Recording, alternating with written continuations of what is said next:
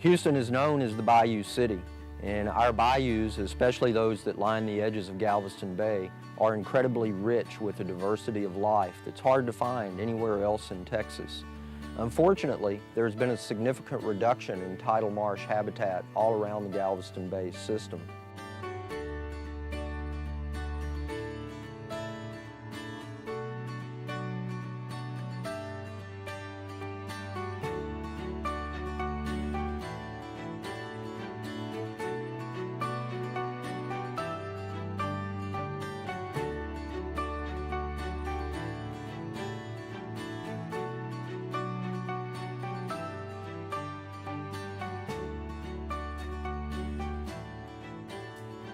Every day, the waters in Galveston Bay rise and fall about 2 feet, and it's in that tidal zone that these types of important wetlands live.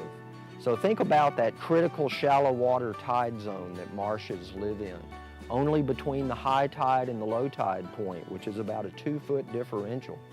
Now think about that land sinking 6 to 9 feet. It's a tremendous change in elevation. And it's that change in elevation that contributed to water depths that were much too great for the tidal marshes to survive in. The marshes drowned out all around Galveston Bay. This type of habitat is very critical for many different types of the commercial and recreational fish that we harvest in Galveston Bay. We're talking about the youngsters of redfish, speckled trout, flounder, mullet, drum, shrimp, blue crab. So I'm hoping as I'm naming these species that sounds like the seafood platter to you, because to me that's an important part of my diet. I enjoy eating fresh Galveston Bay seafood, and it turns out that the youngsters of all those species start their life in these marshes. They drift in the springtime. They spend the first full summer of their life in one of these marshes, escaping predators, seeking out the food-rich environment. Tides bring not just water depth, but they also bring saline waters from the Gulf of Mexico. And that low salinity water also defines where many of these tidal marshes and tidal wetlands live. In fact, the salinity level is what drives the entire distribution of life in the Galveston Bay system. Tidal marshes are incredibly productive and beautiful areas around the Galveston Bay.